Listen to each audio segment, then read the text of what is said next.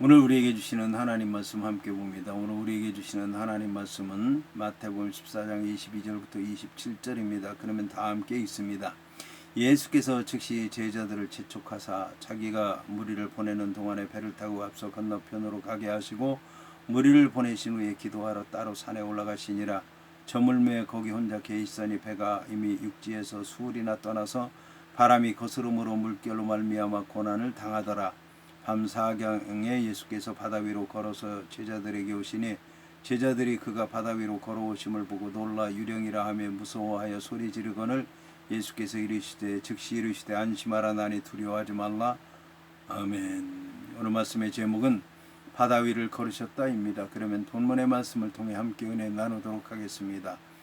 본문의 말씀을 보게 되면 예수께서 즉시 제자들을 재촉하사 자기가 무리를 보내는 동안에 배를 타고 앞서 건너편으로 가게 하셨더라는 말씀으로 시작을 하고 있습니다. 본문의 즉시라고 하는 말은 곧게 뻗은 길을 의미하는 유디스라고 하는 말에서 유래해서 거침없이 곧바로라고 하는 뜻을 지닙니다. 이와 함께 재촉한다라고 하는 말은 불가항력으로 닥치는 일을 의미하는 아낭케라고 하는 말에서 유래했고 억지로 시킨다, 강권한다라고 하는 뜻을 지니고 있습니다. 이러한 표현을 통해서 알 수 있는 것은 예수님께서 오병이의 기적으로 무리들을 배부르게 먹이신 후에 지체하지 않고 제자들을 바다 건너편으로 보낸 것을 알 수가 있습니다. 이처럼 그뿐만 아니라 제자들은 예수와 함께 머물려고 하였지만 강권해서 보낸 것을 알 수가 있습니다. 이처럼 예수께서 5,000명이 넘는 무리들을 떡 5개와 물고기 2마리로 배부르게 하신 후에 급히 서둘러서 제자들을 무리로부터 멀리 떠나게 한 이유는 다음과 같은 몇 가지입니다. 첫째, 주님은 한적한 곳에서 홀로 기도하기를 원하셨기 때문입니다. 둘째, 예수님께서는 예수님의 제자들 뿐만 아니라 동요하고 있는 무리들을 피해서 한적한 곳에서 잠시 쉬시기를 원했기 때문입니다. 셋째, 예수님께서는 예수님의 제자들을 먼저 해산시킴으로써 자신을 왕으로 삼으려고 하는 백성들의 의도와 분위기를 잠재우려고 하셨기 때문입니다.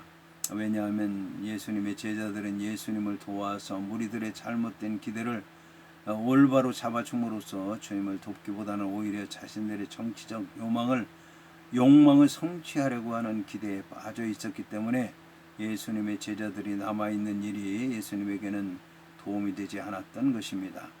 한편 음식을 먹은 벳세다 광야의 건너편은 갈릴리 호수 북서쪽에 위치하고 있는 게네사렛이었습니다. 한편 요한복음 6장 17절은 가버나움이라고 하는 마을을 언급하고 있습니다. 따라서 건너편으로 가게 하셨다고 하는 말씀은 주님께서 무리들을 해산시킬 때까지만 제자들이 앞서 가다가 그 후에 예수께서는 기도하시고 다시 제자들과 만나 건너편으로 건너가시려고 했다는 것을 알 수가 있습니다. 이어서 본문은 무리를 보내신 후에 기도하러 따로 산에 올라가시니라. 저물매 거기 혼자 계셨더라고 말씀하고 있습니다. 무리를 보내신 후에 예수님께서 이제부터 그와 함께 하려는 많은 군중들을 집으로 돌려보낸 이유는 다음과 같이 생각할 수 있습니다. 하나는 여러 가지 이적, 특히 오병이어 사건에서 예수님께서 참 메시아시라고 하는 것이 드러났음에도 불구하고 무리들에게 옹위를 받으면서 예루살렘에 입성할 때가 아직 이르지 않았기 때문입니다.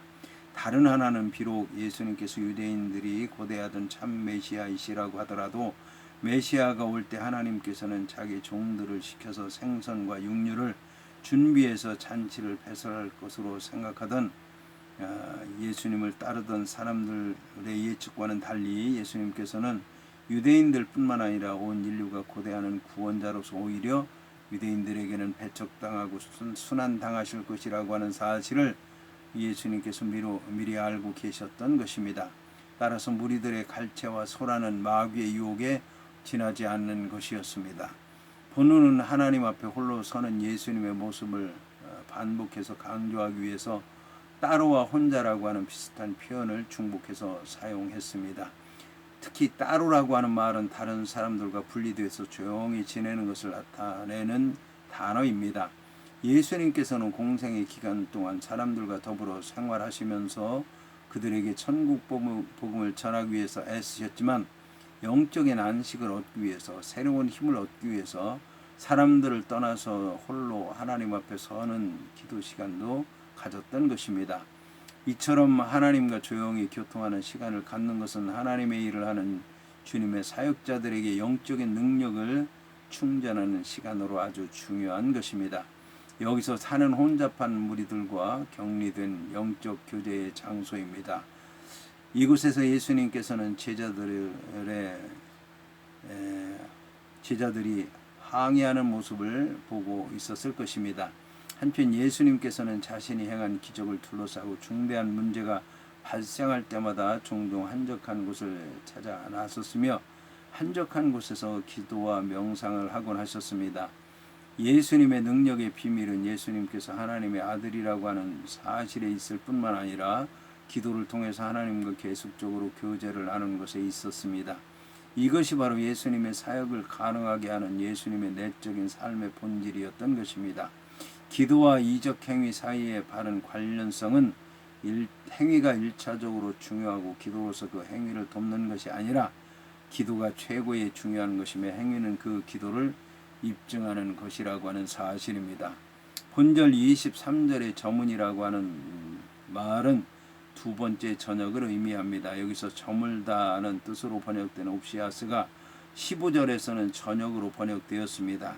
그러나 15절의 상황은 오후 3시경인 첫째 저녁에 일어났고 본절 23절의 상황은 해가 진 후인 둘째 저녁에 일어난 것입니다. 특히 본문은 예수님께서 혼자 계셨을 때가 이미 어두워진 저녁이었다는 것을 말씀하고 있습니다. 제자들이 풍랑을 만난 것은 완전히 어두워진 이후였던 것입니다. 이어서 본문은 배가 이미 육지에서 술이나 떠나서 바람이 거스름으로 물결로 말미암아 고난을 당하더라고 말씀하고 있습니다. 본문의 육지에서 술이나 떠났더라고 하는 헬라어 표현은 바다 한가운데 있었다는 것을 얘기하는 것입니다. 이곳과 평행 구절인 요한복음 6장 19절에는 10열이라고 표현하고 있습니다. 이것은 25 스타디온에서 30 스타디온쯤 되는 거리인데 1 스타디온은 180m 정도이기 때문에 60에서 100까지의 거리는 4.5km나 5.5km에 해당한다고 할 수가 있습니다. 본문에서 스타디온을 수식하는 플루스라고 하는 말은 단순히 많은 이라는 뜻이기 때문에 본문의 기록만으로는 당시 배가 있었던 위치를 알 수 없는 것입니다. 본문의 바람이 거슬렀더라고 하는 말과 관련해서 갈릴리 호수에서 부는 바람은 폭풍우를 동반한 돌풍으로 급격한 기후 변동과 고난의 위험성이 있었습니다.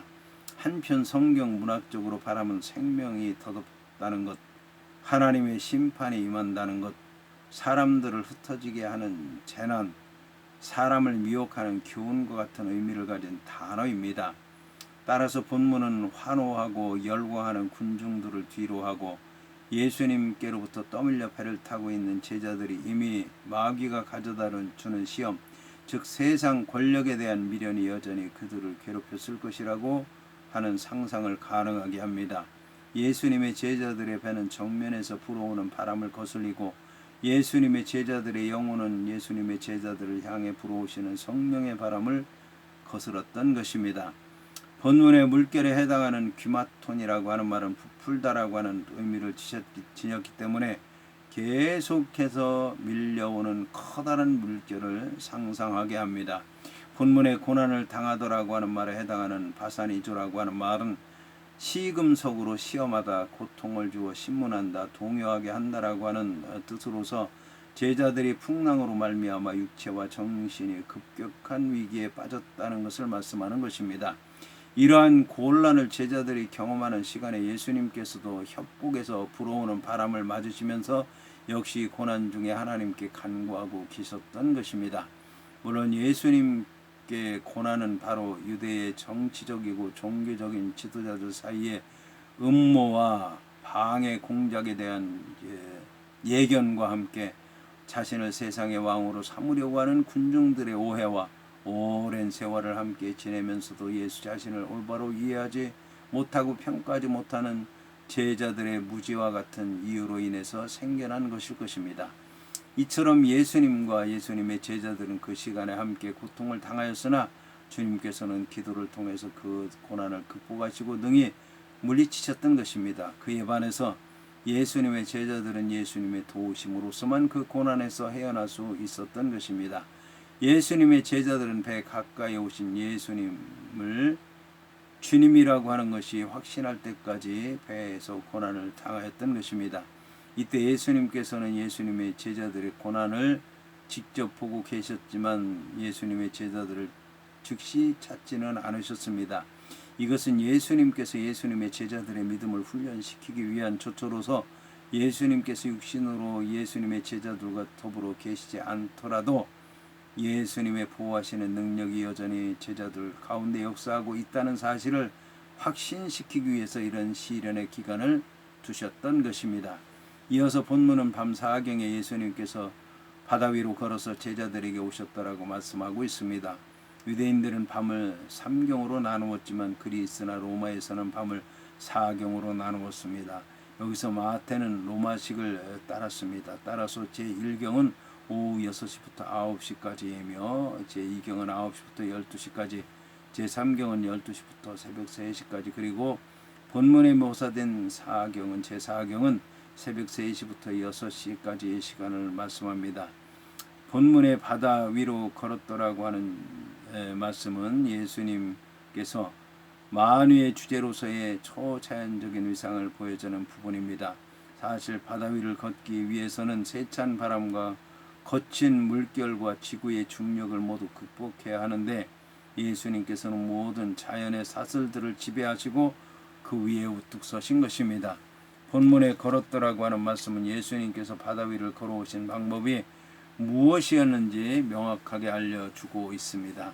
이처럼 바다 위를 육지처럼 걸으시는 예수님의 모습을 통해서 우리는 자연의 법칙을 초월하신 예수님의 신성을 또다시 발견할 수 있는 것입니다. 한편 예수님께서 물 위를 걸으신 기적사건은 그 결과가 바로 제자들의 최초의 신앙 고백인 하나님의 아들이로소이다라고 하는 참신앙적 고백을 하게 했다는 점에서 중요한 것입니다. 그뿐만 아니라 예수님께서 물 위를 걸으신 기적 사건이 생략된 누가복음을 제외한 마태복음, 마가복음, 요한복음의 서술이 모두 5,000명을 먹이신 사건 다음에 기록되어서 출애굽 사건을 연상하게 함으로써 모세는 하나님의 도우심으로 바다를 건넜지만 예수님은 스스로의 초자연적인 능력에 의해서 바다 위를 걸었다고 하는 것, 즉 모세보다 탁월하신 예수님의 신성을 나타내 보였다고 하는 점에서 큰 의미가 있는 것입니다.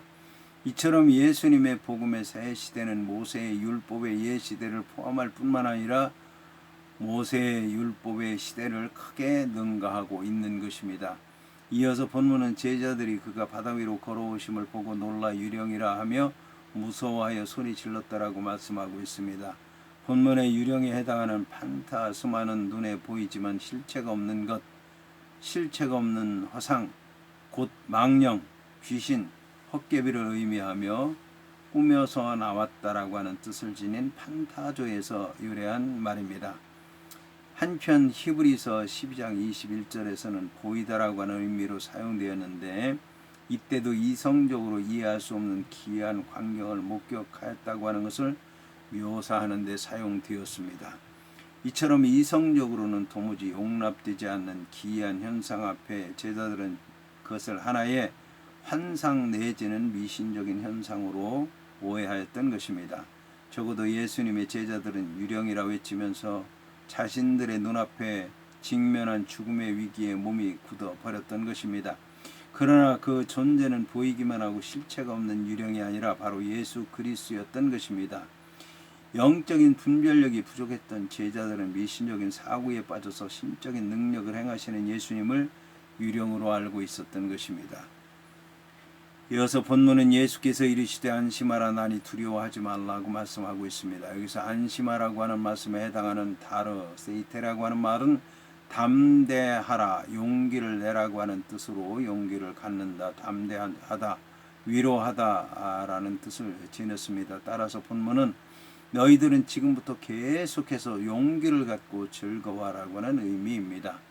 이처럼 환난 가운데서도 예수를 만나게 되면 그때부터는 계속적으로 영적으로나 육신적으로나 세상적으로 즐거움을 누리고 담대함을 지니게 되는 것입니다. 한편 본문의 나다에 해당하는 에고에임이라고 하는 말은 나는 나다라고 하는 뜻입니다.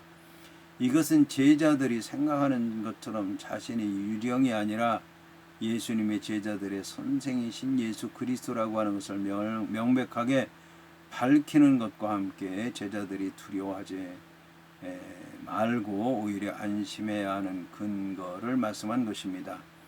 여기서 나는 나다라고 하는 말씀은 과거 여호와께서 모세에게 자신을 소개한 나는 스스로 있는 자다라고 하는 말씀과 같은 의미입니다. 본문에 두려워하지 말라고 하는 말은 즉시 두려움에서 헤어나오라고 하는 뜻입니다. 그런데 여기서 안심하라, 두려워 말라라고 하는 말씀은 예수님의 권고의 말씀으로서 나다라고 하는 말에 해당하는 에고에임이라고 하는 확신을 주는 말씀에 의해서 더욱 뒷받침되고 있습니다. 여기서 나는 나다라고 하는 그 말씀은 바로 여호와 하나님의 이름이기도 하며 많은 병자들을 고치시고 굶주린 많은 사람들을 배부르게 하셨으며 배 안에 있는 사람들을 제자로 삼으셔서 권능을 주신 분으로서 예수 자신을 저들에게 확인시켜 주시기 위한 참으로 친근한 말씀입니다. 이 위대한 위로의 말씀은 풍전등화와 같이 파선의 위기를 겪고 있는 제자들 뿐만 아니라 앞제자들부터 커다란 박해를 당해서 신앙과 삶의 위협을 받고 있는 초대교회 성도들에게 큰 힘이 되었을 것입니다. 이것은 오늘날 위기를 당하고 있는 하나님의 백성들, 하나님의 교회를 섬기는 성도들, 주의 사역을 감당하는 모든 이들에게 같은 힘을 주시는 말씀일 것입니다.